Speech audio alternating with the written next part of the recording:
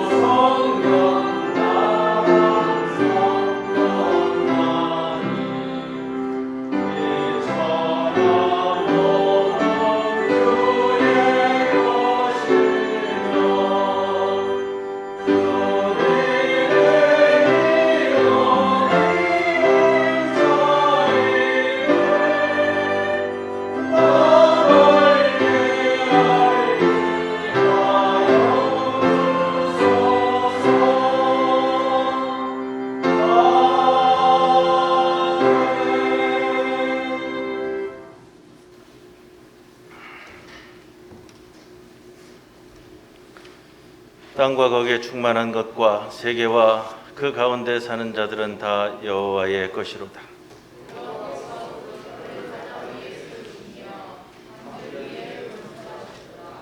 여호와의 산에 오를 자가 누구며 그의 거룩한 곳에 설 자가 누구인가?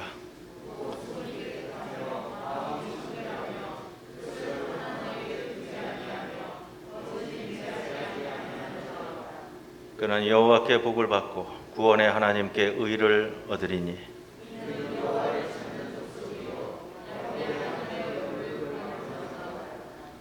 문들아 너희 머리를 들지어다. 영원한 문들아 들릴지어다. 영광의 왕이 들어가시리로다.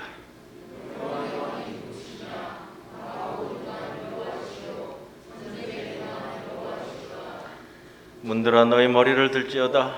영원한 문들아 들릴지어다. 영광의 왕이 들어가시리로다.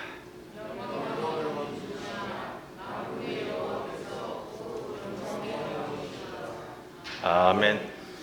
전능하사 천지를 만드신 하나님 아버지를 내가 믿사오며 그 외아들 우리 주 예수 그리스도를 믿사오니 이는 성령으로 잉태하사 동정녀 마리아에게 나시고 본디오 빌라도에게 고난을 받으사 십자가에 못 박혀 죽으시고 장사한 지 사흘 만에 죽은 자 가운데서 다시 살아나시며 하늘에 오르사 전능하신 하나님 우편에 앉아 계시다가 저리로서 산자와 죽은 자를 심판하러 오시리라. 성령을 믿사오며 거룩한 공회와 성도가 서로 교통하는 것과 죄를 사하여 주시는 것과 몸이 다시 사는 것과 영원히 사는 것을 믿사옵나이다. 아멘.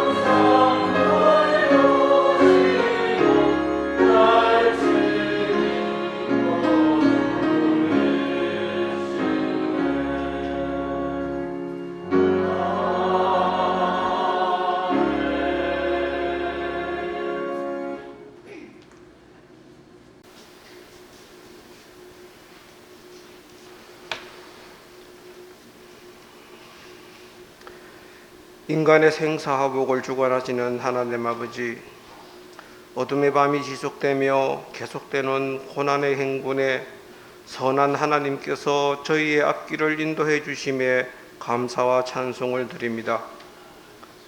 한치도 예측하기 어려운 삭막한 인생의 순례길에서 믿음의 백성들이 환난을 만나면 때를 따라 돕는 은혜를 베푸시고, 고난을 만나면 피난처가 되어서 안위하게 해 주옵소서. 오늘도 거룩하고 복된 날을 허락하시고 갖가지 어려움 속에서도 주일 예배를 기다리던 많은 심령들이 교회로 모이게 하심에 감사드립니다. 모든 믿음의 지체들이 주일 예배를 통하여 말씀, 찬송, 기도의 방패로 수많은 유혹과 시험을 방어하고 승리를 얻게 하시어 그리스도의 향기를 널리 풍기게 하옵기를 기도드립니다. 험한 세상을 살며 거짓과 위선과 날조와 남 탓과 내로남불 등으로 분열과 갈등이 조장되고 있어도 무관심으로 수수방관했던 저희들의 허다한 허물을 자복하오니 회개의 영을 부어주시고 긍휼을 베풀어 주시기를 기도드립니다. 전능하신 하나님 아버지, 위드 코로나를 시행하였지만 오미크론이 우세종으로 기승을 부리며 코로나로 인한 국민들의 삶은 더욱 피폐해 가고 있습니다. 급속도로 확산되는 오미크론 대유행에 대응할 수 있는 특별 방역 대책이 하루속히 수립되게 하옵소서. 한 번도 경험해보지 못한 전대미문의 국가적 도탄을 전능하신 하나님 손길로 구출하여 주시기를 기도드립니다. 제20대 대통령 선거에 출마한 후보들과 그 가족들의 치부가 속속들이 밝혀지는 상황에서 국민들의 알 권리가 정확하게 제대로 충족되어 주권자가 올바른 선택을 할 수 있게 하옵소서.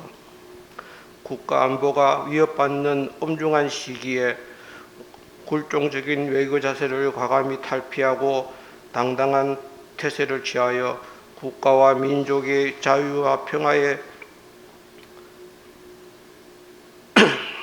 반영을 누리게 하옵소서.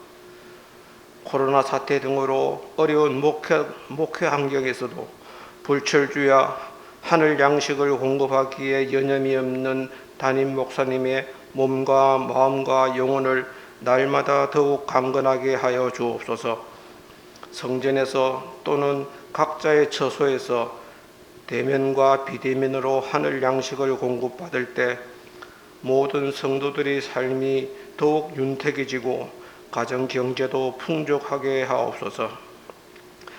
더불어 교회 재정도 융성하게 해주시는 은혜를 기도드립니다. 부산 중부교회에 속한 모든 하나님의 권속들을 한 명 한 명 기억하여 주시고 그들의 일거수 일터죽을 살피사 하나님의 은혜 가운데 머물게 하시고 일상에 처해진 모든 문제를 하나님께 매달려 기도하고 간구함으로 해결될 수 있도록 은혜 내려 주시기를 기도드립니다. 보이지 않는 여러 곳에서 예배를 준비하는 손길들의 봉사와 수고를 하나님께서 친히 위로해 주시며 축복하여 주시기를 기도드리며 우리와 함께 예배드리지는 못하는 성도들의 사정들을 하나님께서 일일이 돌아보시고 각자의 형편과 처지에 맞는 은혜와 은총을 내려주시기를 간구드리며 예배를 통하여 오직 하나님만 높임을 받으시고 모든 영광 받으시기를 간절히 소망하며 거룩하시고 존귀하신 우리 주 예수 그리스도의 이름으로 기도드립니다. 아멘.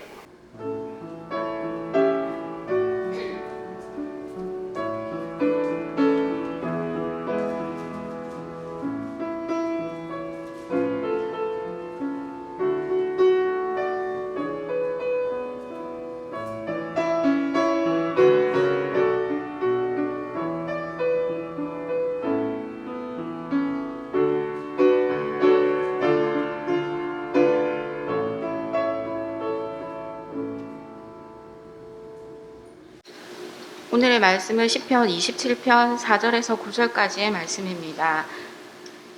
내가 여호와께 바라는 한 가지 일, 그것을 구하리니 곧 내가 내 평생에 여호와의 집에 살면서 여호와의 아름다움을 바라보며 그의 성전에서 사모하는 그것이라. 여호와께서 환난 날에 나를 그의 초막 속에 비밀히 지키시고 그의 장막 은밀한 곳에 나를 숨기시며 높은 바위 위에 두시리로다. 이제 내 머리가 나를 둘러싼 내 원수 위에 들리리니 내가 그의 장막에서 즐거운 제사를 드리겠고 노래하며 여호와를 찬송하리로다.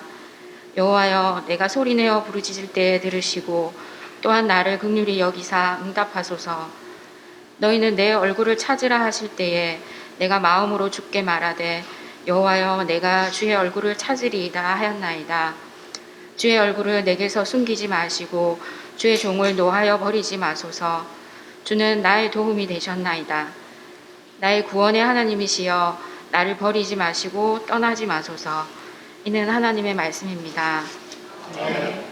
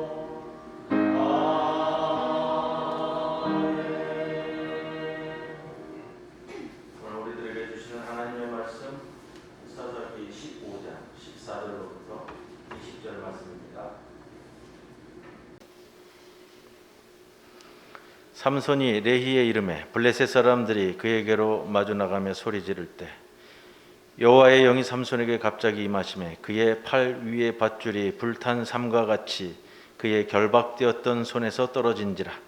삼손이 나귀의 새 턱뼈를 보고 손을 내밀어 집어들고 그것으로 1000명을 죽이고 이르되 나귀의 턱뼈로 한 더미 두 더미를 쌓았으며 나귀의 턱뼈로 내가 1000명을 죽였도다 하니라. 그가 말을 마치고 턱뼈를 자기 손에서 내던지고 그것을 라맛 레히라 이름하였더라. 삼손이 심히 목이 말라 여호와께 부르짖어 이르되 주께서 종의 손을 통하여 이 큰 구원을 베푸셨사오나 내가 이제 목말라 죽어서 할례 받지 못한 자들의 손에 떨어지겠나이다 하니 하나님이 레히에서 한 우묵한 곳을 터뜨리시니 거기서 물이 솟아나오는지라. 삼손이 그것을 마시고 정신이 회복되어 소생하니 그러므로 이 샘 이름을 에낙골이라 불렀으며 그 샘이 오늘까지 레아에 있더라. 블레셋 사람의 때에 삼손이 이스라엘의 사사로 20년 동안 지냈더라. 이 말씀 가운데 성령께서 함께 하시기를 기원합니다.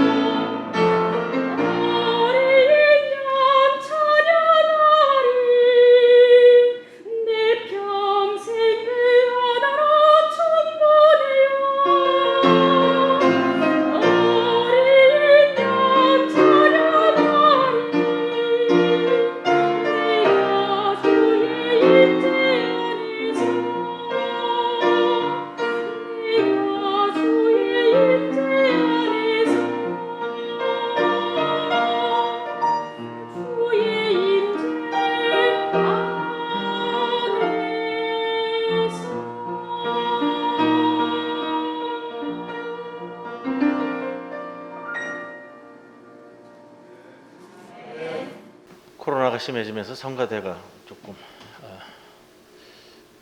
쉬기로 했습니다. 그래서 언제까지 될지 모르지만 회복이 빨랐으면 좋겠다라는 생각입니다. 삼손은 하나님의 권능과 은혜로 태어난 사람입니다.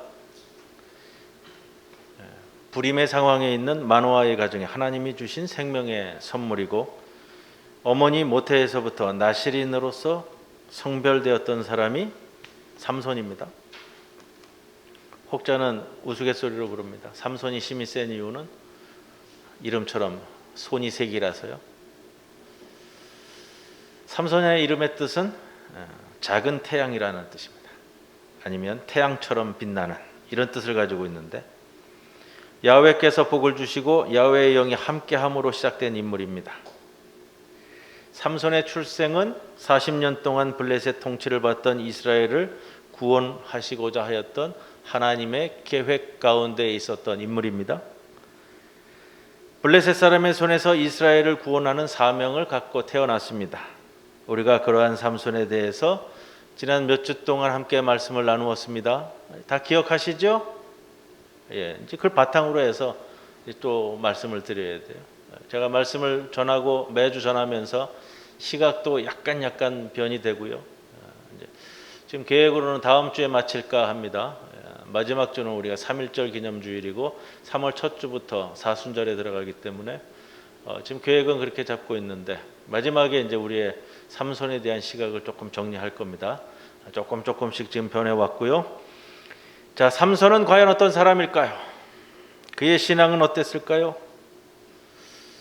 여러분, 삼손은 성공한 사람입니까? 실패한 사람입니까? 여러분들이 가지고 계시는 이 시각이 있으시잖아요. 삼손은 성공한 사람이었을까? 실패한 사람이었을까? 무엇을 기준으로 우리가 그것을 논할 수 있을까? 하나님 앞에 평생을 살아가는 신앙인으로서의 사명도, 능력도, 시대적 상황도, 또 개인의 능력, 그 가운데 삼손이 가지고 있었던 자신의 욕망, 모든 것이 겹쳐져서 자신의 인생을 평생 어떻게 살아갔는가, 이게 살피는 것이요, 우리의 모델이 되는 거예요. 왜 그러느냐? 주님 주신 능력 가운데 이 세상을 살아가는 우리와 동일한 인물이기 때문에 그렇습니다. 오늘은 이러한 면들을 좀 살펴볼 거고요. 삼손에게 있어서 과연 그의 삶이 우리에게 무엇을 바라보게 하는가, 몇 주 동안 계속되면서 그걸 바라보시는 거예요. 여러분, 삼손이 하나님의 축복 가운데서 태어나서 삶을 살았는데 그가 받은 인생의 최대 축복은 무엇이었을까요?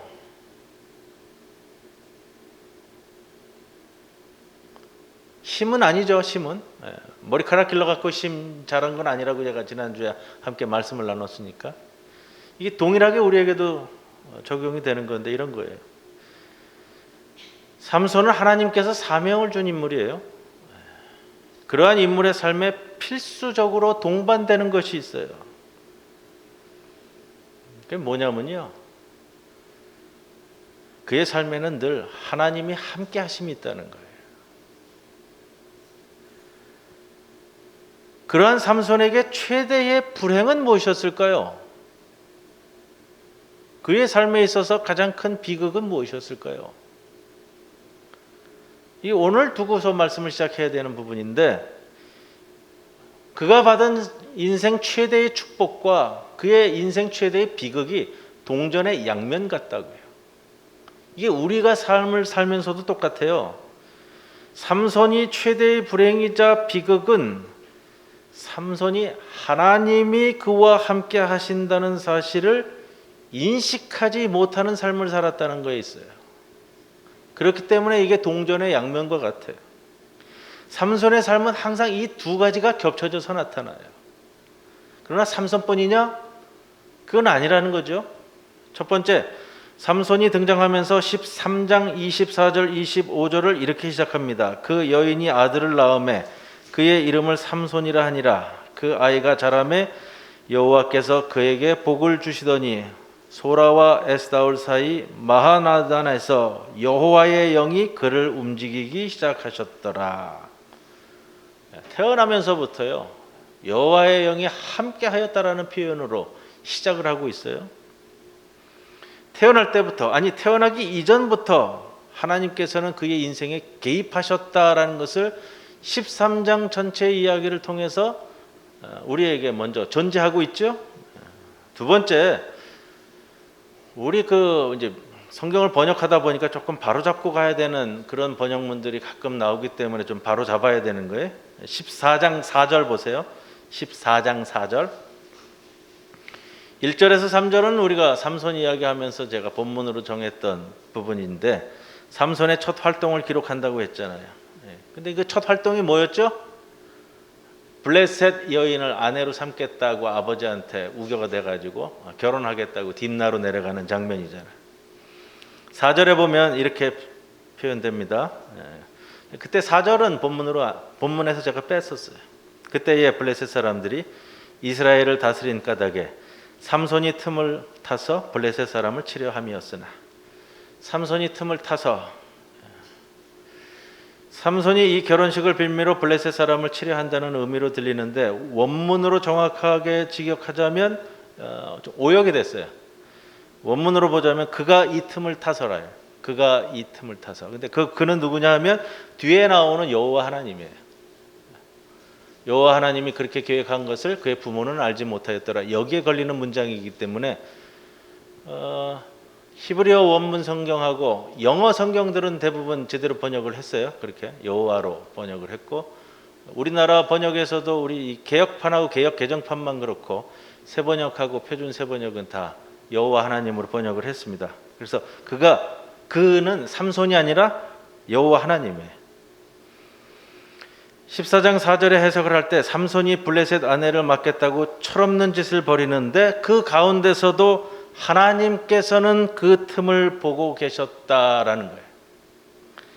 철없는 삼손의 행동 속에 하나님이 틈을 타 이것을 오히려 반전의 기회로 삼아 이스라엘 민족을 그토록 괴롭히는 블레셋을 무찌르기 위한 도구로 활용하고 계시다라는 말을 성서 기자가 1, 2, 3절에 이 삼손의 철없는 행동을 먼저 적어놓고 4절에 하나님이 그 틈을 보고 계시다라는 것으로 지금 설명을 하고 있는 겁니다. 그렇게 하나님은 삼손의 활동 중에서 일하고 계시다라는 겁니다.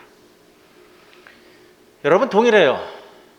우리의 삶에 있어서도 약하고 철없는 연약한 내 모습에 하나님께서 항상 그 틈을 보고 계시고 그 틈을 타심이 있었기에 우리의 삶이 이어지고 있다라는 겁니다. 오늘 본문입니다. 블레셋 사람들이 유다에 진치고 레히 지역을 점령했습니다. 유다 땅에 유다 지파 땅이라는 겁니다. 유다 지파사에 대한 이야기는 제가 다음 주에 좀 마무리를 지으면서 좀 설명을 드리려고 그래요. 우리가 좀 깊이 살펴봐야 할 삼손의 큰 면이 있기 때문에. 자, 15장 1절 이하에 보면 오늘 사건 바로 전에 삼손이 자기 아내를 다시 찾으러 갔다가 장인이 자기 아내를 다른 이에게 벌써 시집 보내버렸죠. 그래서 화가 나서 여우꼬리에 불을 붙여서 블레셋 사람들의 곡식밭, 곡식단, 포도원, 올리브숲 다 태워버렸습니다. 블레셋이 유다 레히 지역을 점령하자 유다 사람들이 블레셋에 항의했어요. 어찌하여 너희들이 군대를 동원해서 여기에 올라왔느냐. 블레셋 사람들이 얘기했죠. 삼손이 저지른 일 때문에 우리가 왔다. 우리가 행한 대로 그에게 복수하려고 한다. 이게 10절의 말씀입니다. 이 말을 들었는데 유다 사람들이 자기 땅을 점령하고 들어온 블레셋을 탓한 게 아니라 삼손을 탓하고 들어갔어요. 네가 도대체 무슨 일을 저질렀기에 저 사람들이 여기까지 와서 이러느냐. 옥신각신했습니다. 이 표현은 다음 주에 다시 다룰 거예요. 삼손을 찾아가서 삼손의 행동을 비난했습니다. 삼손도 마다쳤죠. 블레셋 사람들이 나에게 행한 것 때문에 나도 복수하려고 한 것이다. 이거잖아요. 이 모든 과정에 이루어지는 일들은 이런 거예요. 블레셋 사람들에 대한 보복, 40여 년간 이스라엘을 압제하던 이들에 대한 하나님의 구원 사건은 이 와중에도 이루어져 간다는 거예요. 이것이 14장 14절에 그가 그 틈을 타서 블레셋 사람들을 치는 거예요. 하나님은 삼손의 이러저러한 사건들을 거치면서 그 틈 가운데서 계속해서 이스라엘에 대한 구원 사건을 이루어 가셨어요.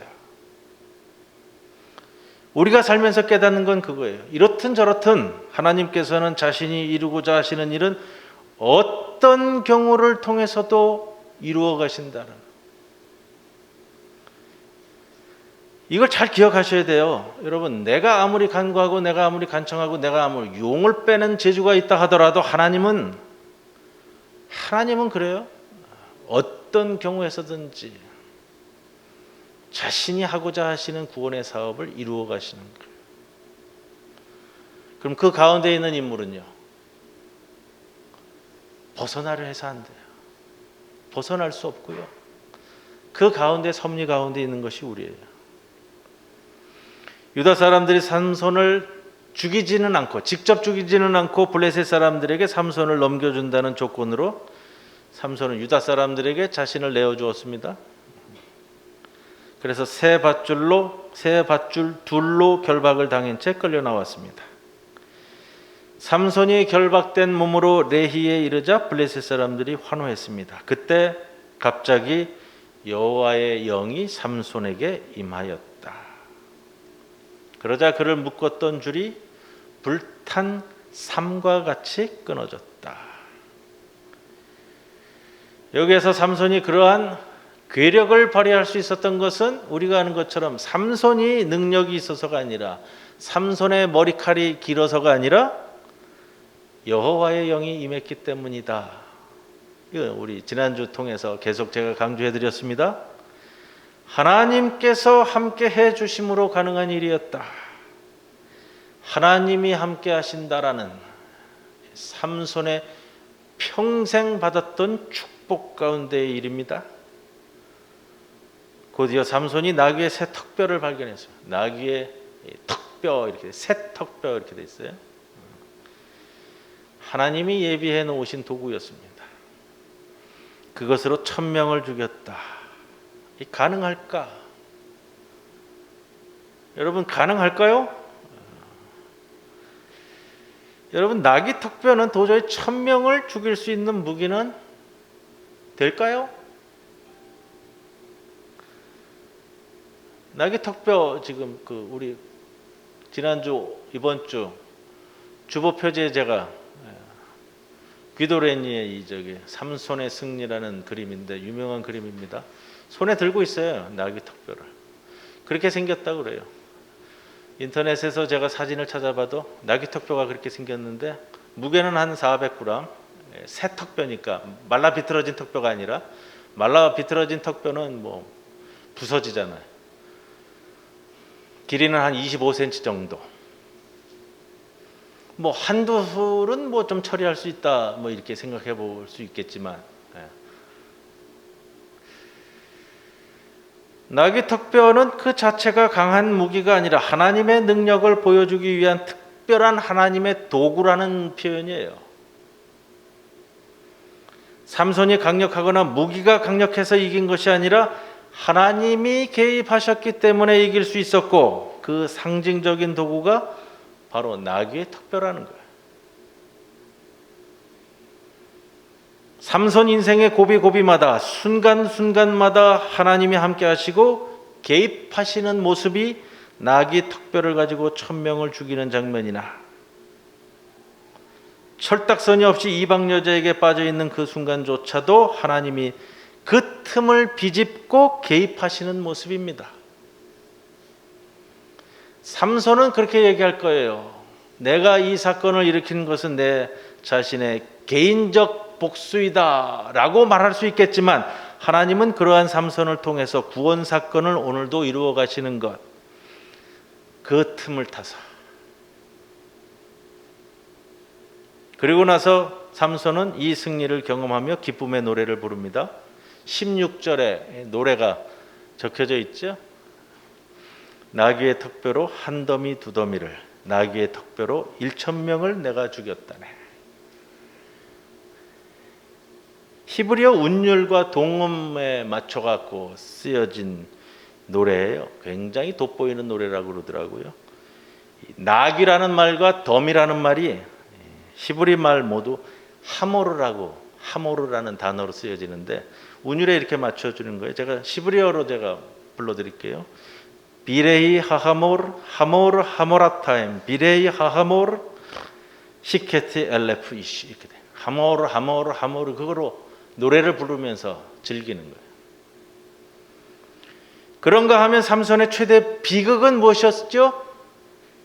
하나님이 개입하신다는 것을 잊고 사는 거예요. 날 때부터 자기와 함께 하시는 하나님의 은혜가 인생 최대의 축복인데 그 사실을 인식하지 못하면 그때부터 불행인 거예요. 여러분, 우리는 어떻습니까? 여러분 삶 매 순간순간 하루하루 삶마다 우리의 삶 속에 개입하시는 하나님의 임재를 인식하고 살고 계십니까? 현실적으로는 절망적이고 고통의 눈물이 뚝뚝 떨어지는 상황이지만 영적으로는 그 틈을 비집고 개입하시는 하나님을 지금 경험하시냐는 거예요. 삼손은 하나님이 주신 능력을 내 마음대로 활용하는 데만 골몰했습니다.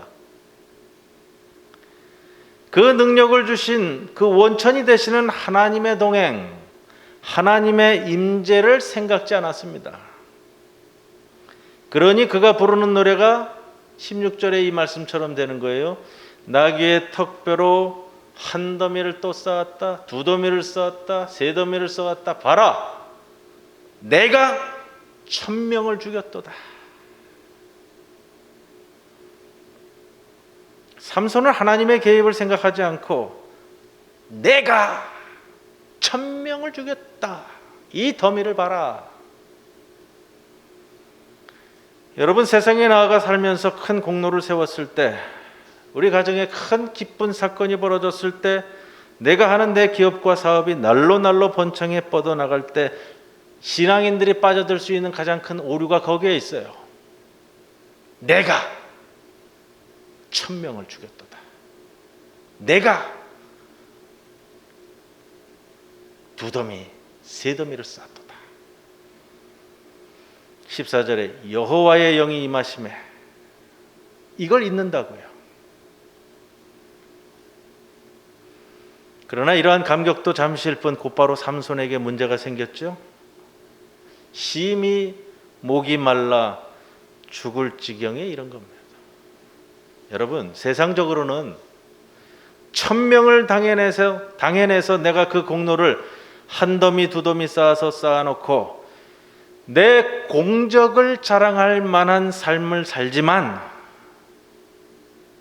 그러나 내 안에서, 내 몸 안에서 뿜어져 나오는 그 목마름은요, 그 목마름은 내가 해결할 수 있는 게 아니에요.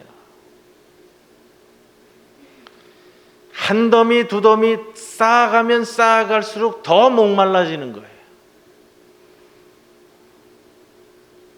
그거를 오늘 본문에서 우리에게 보여준다고요. 그런데 여러분, 오늘 삼손은 그걸 깨달아요. 그걸 보여주는 것이 우리에게 중요한 메시지라고요. 내가 이 상황에서 무엇을 해야 하는지, 어디로 가야 되는지, 이게 오늘 우리에게 주시는 중요한 포인트인데, 목말라 죽게 되었을 때 삼손이 찾는 게 있다고요. 어디로 가죠? 다시 하나님을 찾아요. 내가 1,000명을 죽였도다.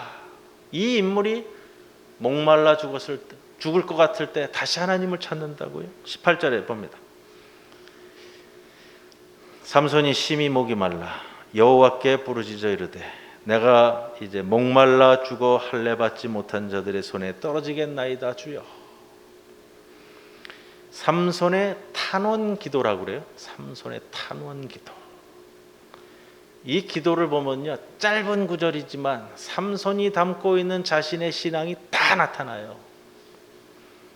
자신의 정체성을 첫째 분명히 깨닫고 있어요. 부르짖어 이르되 주께서 종의 손을 통하여. 이 표현이 처음 나오는 거예요. 삼손에게서. 주께서 종의 손을 통하여 되어 있는데 우리말 번역에서 조금 이게 미스가 났어요. 뭐냐면 저 앞에 있는 표현이 좀 줄어든 게 있어요. 뭐냐면 그냥 주께서 종의 손을 통하여가 아니라 주께서 당신의 종을 통하여. 당신의가 빠졌어요. 생략이 됐는데 여기서 자신을 삼손이 고백해요. 자신을 하나님의 종. 에베드라는 표현을 쓰는데 에베드는 사사기에 딱 2번만 나옵니다. 자신을 하나님의 종, 당신의 종이라고 표현하는데 사사기 2장 8절에 야훼의 종이라는 이 표현이 나오는데 누구를 가리켜서 얘기하냐면요. 사사기 2장 8절에 눈의 아들 여호와, 야훼의 종 눈의 아들 여호수아가 할 때 이 단어가 처음 나와요.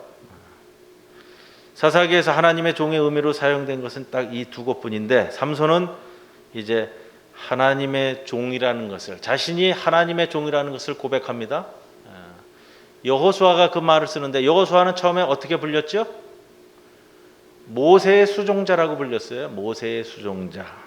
여호수아 1장 1절에 나오는데 모세의 수종자 여호수아로 거명되다가 마지막에 여호수아를 호칭하는 표현이 야훼의 종 여호수아 이렇게 되는 거예요.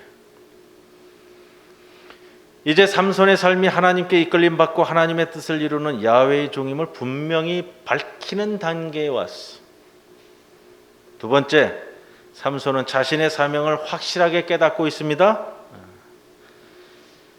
태어나기 전부터 그에게 주어졌던 사명은 블레셋 사람의 손에서 이스라엘을 구원하기 시작하는 것이었습니다. 그렇기 때문에 자신이 목말라 죽을 것 같을 때 할례 받지 아니한 블레셋 사람들의 손에 넘겨진다면 그것은 자신의 사명을 감당하지 못하는 일일 뿐더러 결국은 삼손을 세운 하나님께도 치욕적인 일이 될 겁니다. 그렇게 블레셋 사람들에게 이기신 승리를 이 세상이 알게 하려면 자신은 죽지 않고 살아야 한다는 겁니다. 이게 삼손의 기도, 하나님을 꼼짝 못하게 하는 탄원 기도예요. 내가 살아야만 하나님의 구원이 바로 서는 것 아닙니까? 이게 하나님을 꼼짝 못하게 하는 기도예요. 광화문에서 헛소리로 떠드는 하나님 꼼짝마의 기도가 아니고요. 하나님은 그의 기도를 들으셨습니다. 하나님이 솟아나게 하신 물을 마시고 삼손은 생기를 되찾았습니다. 그래서 그 샘의 이름을 에낙고레라 불렀습니다. 부르짖는 자의 샘. 우리 오늘 주보표지에 보면 삼손이 물을 마셔요. 그림에 잘 보이시는지 모르겠어요. 물을 마시는데 어디서 나오는 물이냐면 나귀 턱뼈에서 쏟아지는 물을 마시고 있어요. 이렇게 보시면 보이세요? 예. 이거는 이제 이 귀도렌이라는 이 미술가가 화가가 자신의 신앙 고백 속에서 이 시브리어 성경의 이 번역상 이 레이라맛이라는 이 표현과 이게 아마 중첩이 되면서 당시에는 조금 그 혼동이 되어졌는데 아마 신앙 고백적 표현인 것 같아요. 이 나귀 턱뼈에서 흘러내리는 물을 마시는 것으로 삼손의 승리라는 이 그림을 그렸다고요. 그래도 의미 있게 볼 수 있습니다. 이게 굉장히 유명한 그림이더라고요. 오히려 이제 그런 표현이 이제 중첩이 되면서요.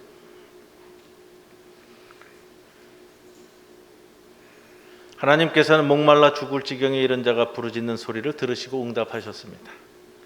하나님께서는 부르짖는 자의 소리를 외면하지 않으시고 응답하시는 분임을 똑똑히 보여주었습니다.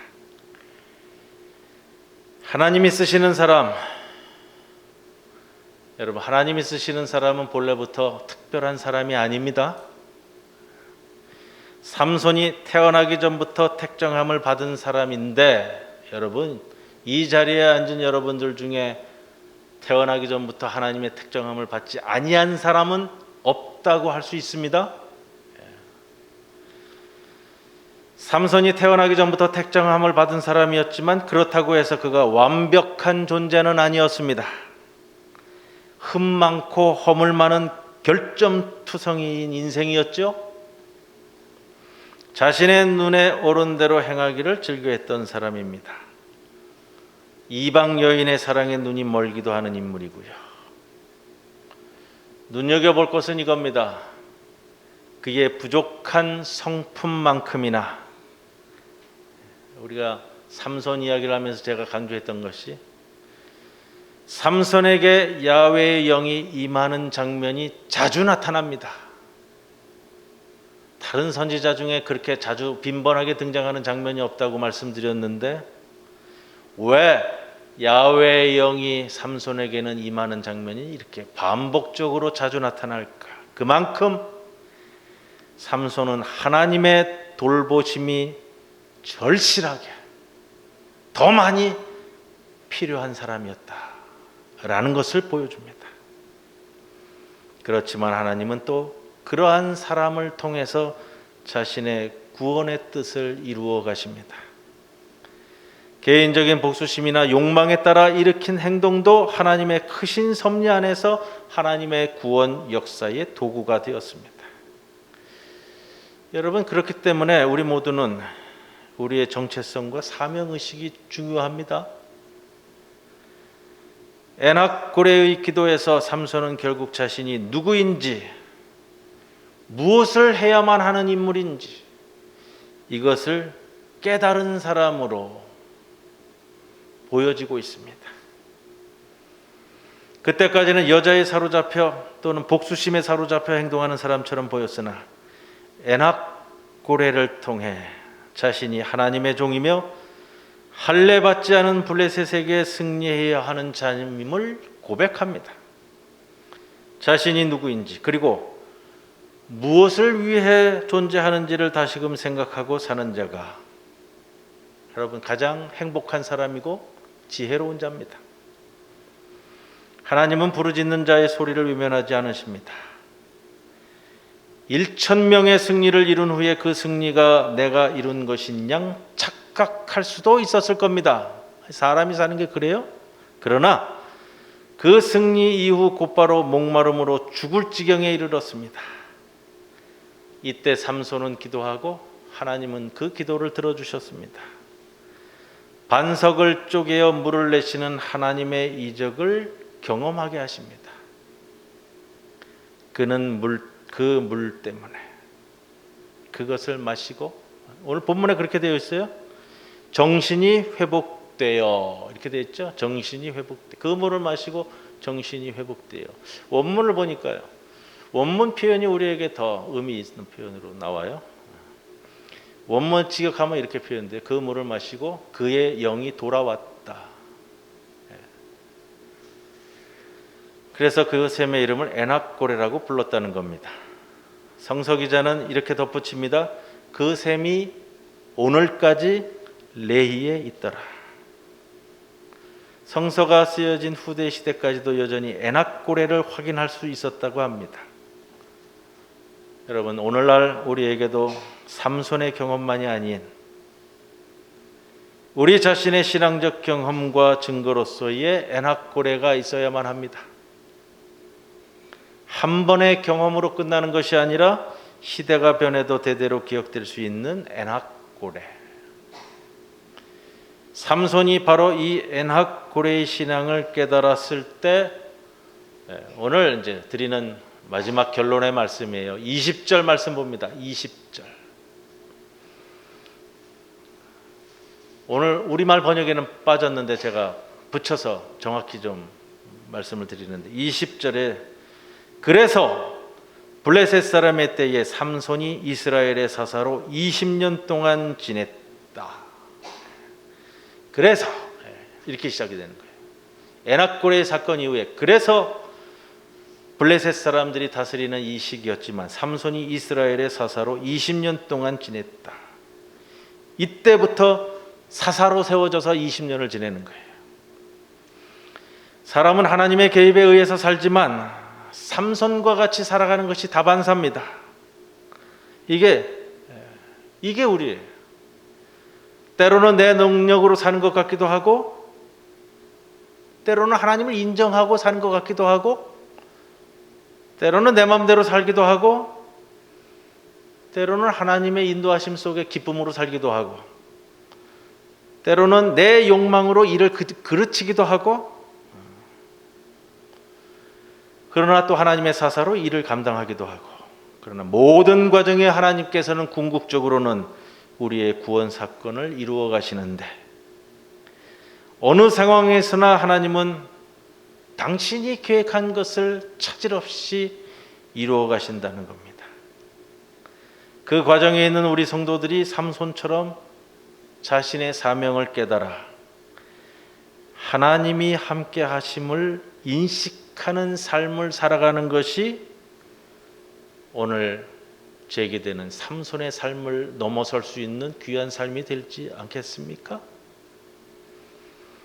삼손이 지금부터 20년을 사사로서의 일을 감당합니다.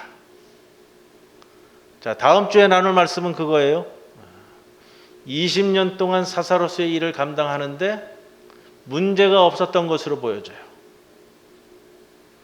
그런데 16장에 가면, 이게 이제 삼손의 마지막 장면으로 넘어가면서 20년 후의 사건을 다루는 거예요. 삼손이 다시 무너집니다. 이제 다음 주에 그거를 다룰 거예요. 어떻게 되어갔는지 또 살필 거고요. 20년 동안 잘 감당하다가 다음 주에 왜 삼손이 무너질 수밖에 없는가. 삼손의 삶과 여러분 나의 삶을 비교해 가면서 삼손이 걸어간 길을 살펴볼 때 우리 신앙을 점검할 수 있는 귀한 시간이 됩니다. 삼손이 중요한 것이 아니라 이제 내가 중요한 거예요. 삼손을 바라보면서 내가 어떤 길을 걸어가야 할지를 찾아야 되는 겁니다. 오늘 다음 주에 이루어지는 모든 이 말씀을 가운데서 우리의 신앙을 점검하는 귀한 시간이 되기를 주님의 이름으로 간절히 축원을 드립니다. 귀하신 아버지 하나님, 오늘도 저희들을 불러주셨습니다. 우리에게 주의 귀한 말씀을 주십니다. 이 말씀을 통해 한 구절이라도 깨달아 주님의 뜻을 살피며 살아가는 주의 백성 되게 하옵소서. 예수님의 이름으로 기도드립니다. 아멘.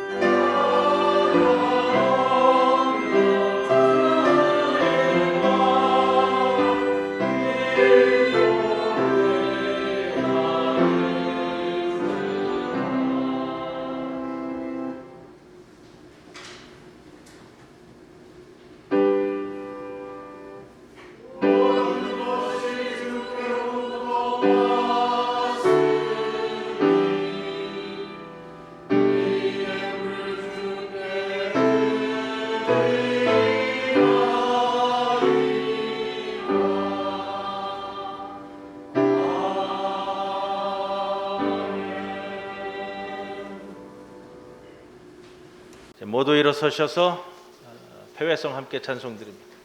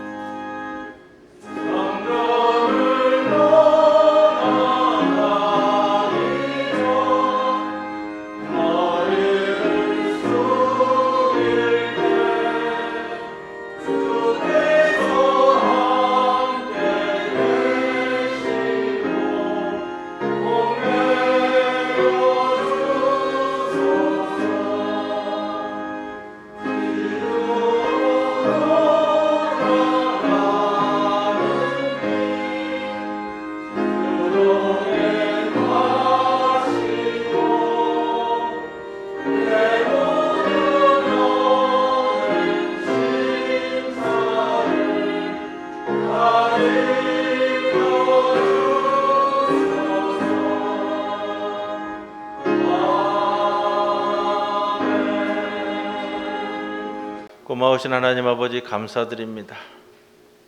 주께서 사랑하시는 우리 모든 성도들 지금 어느 곳에 있든지 동일한 은총으로 함께하여 주시고 하나님에 대한 예배를 사모하는 그 마음 주님께서 잊지 않고 꼭 받아 주시옵소서. 코로나로 인하여 여러 권고함이 존재합니다. 그로 인하여 이 예배의 자리에 나오지 못하여 안타까워하는 그 심령을 주님 크신 은총으로 돌보아 주시옵소서. 우리 사랑하는 김정자 권사님 그동안에 이러저러한 일들로 예배 참석을 어려워하다가 이 자리에 함께 하였습니다. 늘 나의 예배의 자리를 소중히 여기고 주님 앞에 서는 것을 가장 큰 기쁨과 즐거움으로 여기며 사는 그 심령을 회복하게 하여 주셔서 늘 주의 귀한 여종으로서의 삶을 기쁨으로 감당하게 하여 주시옵소서. 지금은 우리 주 예수 그리스도의 크신 은혜와 하나님 아버지의 크신 사랑과 성령님의 임재 동행하심이 오늘도 주님만 바라보며 기쁨을 안고 이제 세상으로 나아가는 모든 성도들 위해 영원토록 함께 하실 것을 간절히 축원하옵나이다. 아멘.